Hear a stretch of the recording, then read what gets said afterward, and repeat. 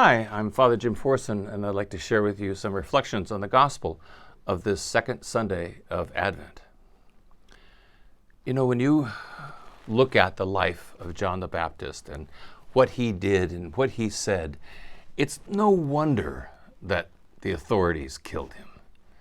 I mean, in the gospel today, the Pharisees and the Sadducees, the authorities religiously of the people, have come down to the River Jordan because John is attracting quite a lot of attention. People are coming from all around to be baptized, to proclaim the desire to live a new life and to follow the gospel that he is proclaiming.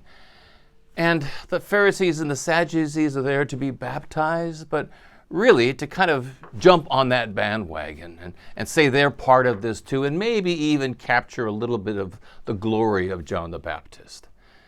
And he is having none of it. And he sees them show up at the River Jordan, and he just blasts them and just calls them, "You hypocrites."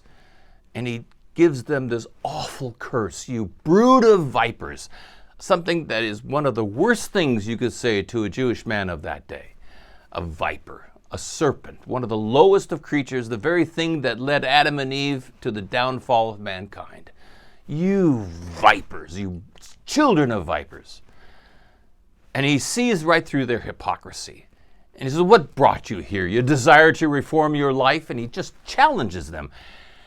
And authority figures do not like being challenged at all.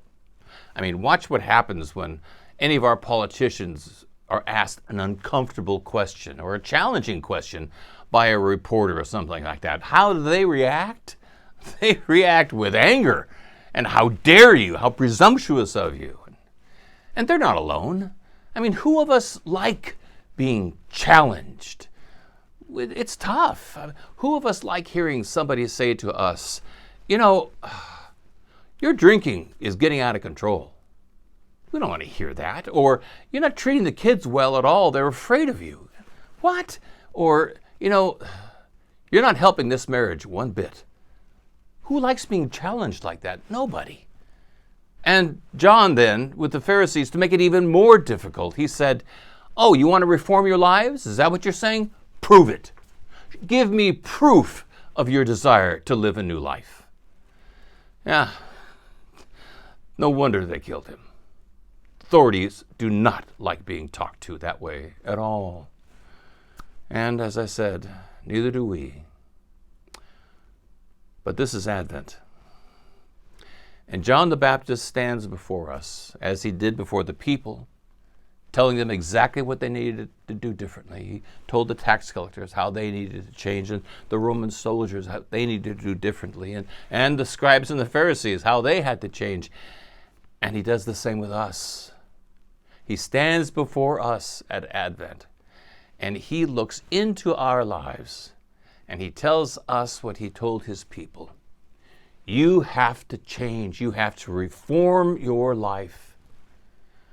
And the temptation with anyone is to push back and say, What am I doing so wrong? I'm not that bad a guy.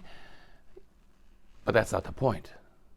The point is to look into your life and to allow yourself to be challenged and ask oneself that question: what in me needs to change? To look into my marriage. I might say, my marriage is okay. We're doing okay, but that's not the point. What in my marriage needs to be reformed, to change? Or what in my relationship with my parents or my children needs to be reformed or changed? Or what in my own life, the way I live my life, the way I treat others, maybe even in my own spirituality, the time that I give to prayer, the time that I give to reflecting with God, what in my life needs to be reformed, needs to be changed? And as if that's not enough, John the Baptist says to us, prove it. Prove your desire to reform your life. What are you going to show me? So, in this season of Advent, John the Baptist comes into all of our lives and he pokes at us and he jabs at us We don't like that. Nobody likes being poked and jabbed. But that must happen for us to reform our life. Or, as that wonderful Brazilian Archbishop Dom Camara one time prayed, "Prod us, O Lord, uncomfortably